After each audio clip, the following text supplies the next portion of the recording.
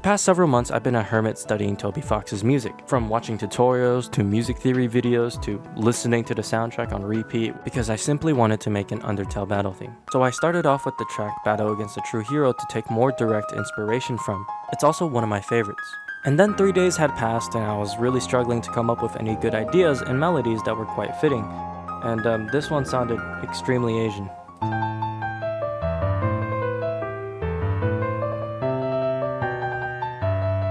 Now, one thing Toby does is show the importance of leitmotifs, the connections between each song, character, place, scenario, etc. And after a bit of thinking about that, I realized I already had some melodies inspired by Undertale.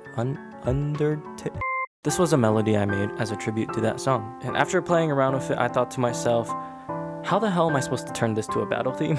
And yet, Toby Fox was able to put his gentle melodic motif into Hopes and Dreams, one of the best soundtracks I've ever listened to in my entire life. So I thought I could maybe start with that, but over time that also didn't work out. It just felt like I was trying to copy and paste the Krabby Patty formula. But eventually I was able to create a melody that started to grow on me. I added a bouncing 8th note progression, which I think is common in video game battle themes, to make it feel quicker paced, and I did it just to quickly see how it would sound. I tried to expand the idea over several days, but I felt like it wasn't Undertale-y enough. And obviously, when you're going out of your comfort zone like this, there's a lot of trial and error to be had. In general music concepts, one that Toby's music does include is the call and response melodies, as they are quite easy to be catchy and understand. Take Heartache. I perceive the call as the singular instrument and the response as the full ensemble pushing forward.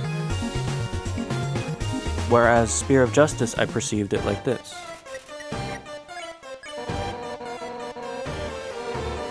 Taking note of that helped me create a better follow-up phrase that was an A and B call and response with different instruments. And speaking of different instruments, I recently discovered sound fonts. I know, I'm stupid. And it definitely helps a lot, since having the same exact timbres from Undertale can make it easier to sound like Undertale. But that wasn't all. The timbres also gave me newer ideas. I just went through a lot of them, and some of them made me laugh, some of them fit quite nicely, and others gave me interesting thoughts.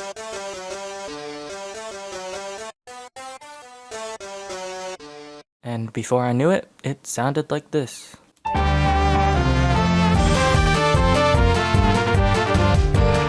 I added this undying trumpet to be the main lead, and then layered it with more brass. I added these orchestral hits to give it more impact. Overall, I just changed some of my instruments into sound fonts. And this wobbly ghost synth started to make me think of a story for this made-up boss battle. So imagine a knight that wants to protect everyone. That's just Undyne. They want to stop this character. Still Undyne. And you know what? Their parents are dead. And they're a ghost that wants to help them. So which parent would be the fish? Which weirdly enough gave me more ideas to further progress the song. Going back to leitmotifs, I've known that Toby uses a lot of the same melodies, but just uses it in multiple ways, whether through change of tempo or timbre to give the feeling that he wants to depict without compromising the core idea.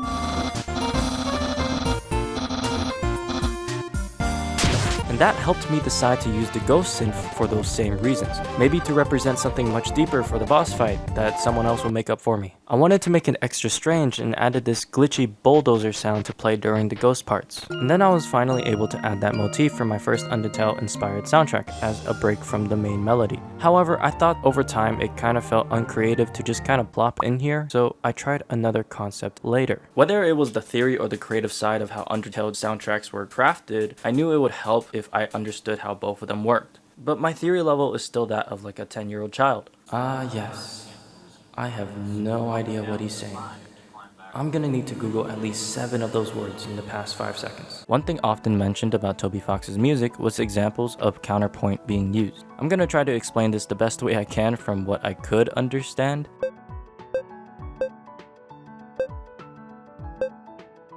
It go opposite direction. It sound more interesting cause opposite. It sound boring cause it's same direction. But if you want same for tension, note strong together. We move in same direction together at same distance. Note strong together again, but not same distance. Fuck off. Long ago, the 4 motions lived together in harmony. Then everything changed when the contrary nation attacked. Only the composer, master of all 4 motions, can create a better piece, learning from each species of counterpoint. But when the world needed him most, he became a SoundCloud rapper. The next part was figuring out how the song would progress to each part to keep the listener engaged. Some of Undertale's music can have a very linear way of introducing new instruments, such as from Death by Glamour and Megalovania.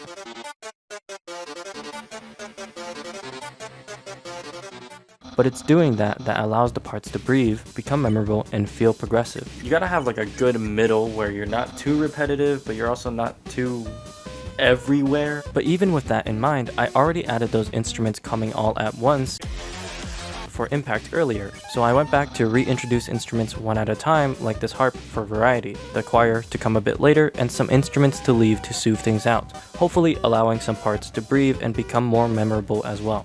Like at this A-B part, I made the constant leave to make more room for more instruments, and even made the rhythm have a response, which reminded me of the beginning of Papyrus's theme for some reason.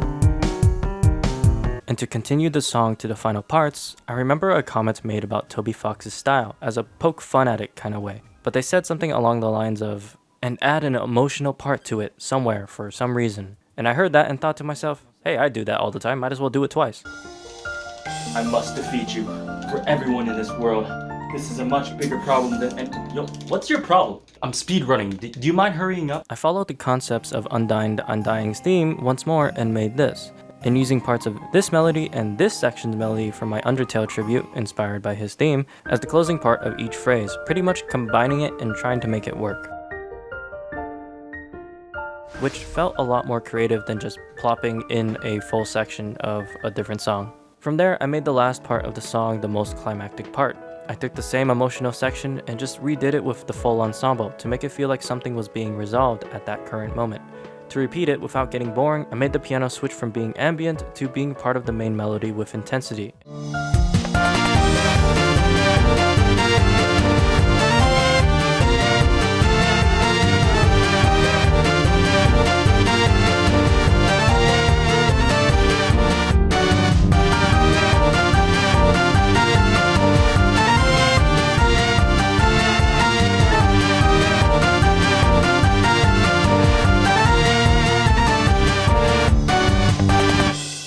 I also decided to create a non-sound font version to avoid any copyright trouble because I don't really know how it works for these, but it seems fine. It really tested my sound design skills though, because I'm awful at trying to get close at any of the sounds, but I tried my best. That way, if there's any sort of trouble, I'll just re-upload all of them with the other version I have made. You can listen to both versions without my disgusting voice and face linked below. And if you want to support my musical journey, don't subscribe.